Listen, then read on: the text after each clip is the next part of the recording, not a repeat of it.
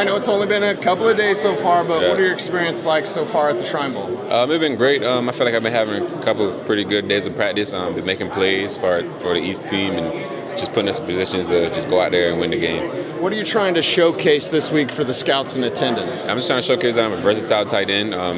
Anywhere they put me, they have me at fullback and stuff like that, and receivers, tight end, everywhere. So I just want to show that I'm versatile, being able to just make plays both in the pass game and in the run blocking game. What's the key to being a great blocker, especially at the tight end position? Yeah, the key to being a great blocker is just having better technique and better hand placement.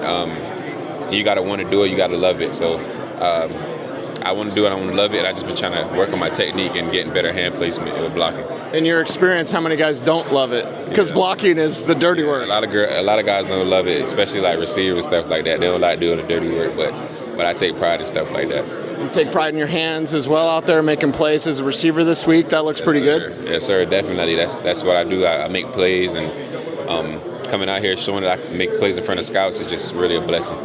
Jugs machine, like what work goes into the hands and mainly concentration when we watch you on film and here in person, like where's that concentration come from? Yeah, so back at Auburn, I caught 200 balls a day before and after practice. So just doing that, just really worked on my hand-eye coordination, catching tennis balls, just throwing balls off the wall, just keep working on hand-eye coordination. Also here, I got on the Monarch with the guys over there that I know that they had the Monarch at Auburn. So that's really it. Just the more you catch to the tuck and look it in. That's just the key to the success of catching the ball. And the tight end position has developed over the years. Who are some of the players you watched growing up? Like, hey, I kind of want to do what he does.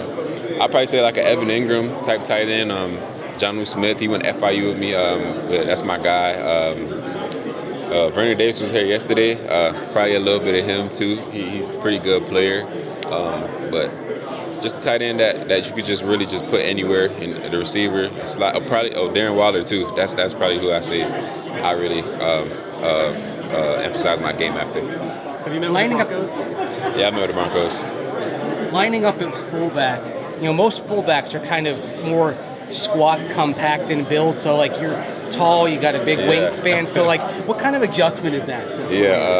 It's just dropping your weight, staying low. It's kind of I had to get used to it, but anywhere you put me, man, I'm be grateful for it and just go out there and just do whatever the team needs me to do. The cliche low man wins. So when you're blocking, how do you kind of be that low man when you've got the 83-inch wingspan and the 6'3" height?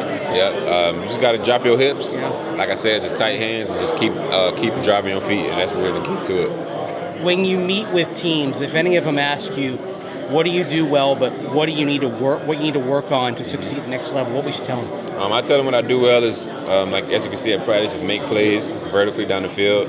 I'm not scared to go up and grab a catch across the middle.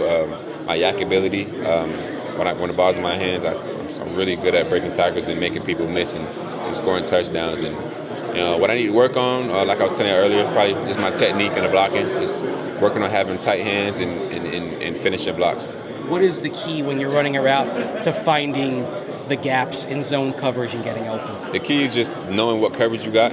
First thing I do in that lineup is I look at the high safeties, see if it's one high, the middle closed or middle open, and that'll tell you all you need. Because one high, it's not a lot of coverage you can play. Probably cover 3 men, or if they roll the safeties down. But just me watching film and just preparing for the games, and I kind of pick up a lot on a lot of defenses and tendencies they have.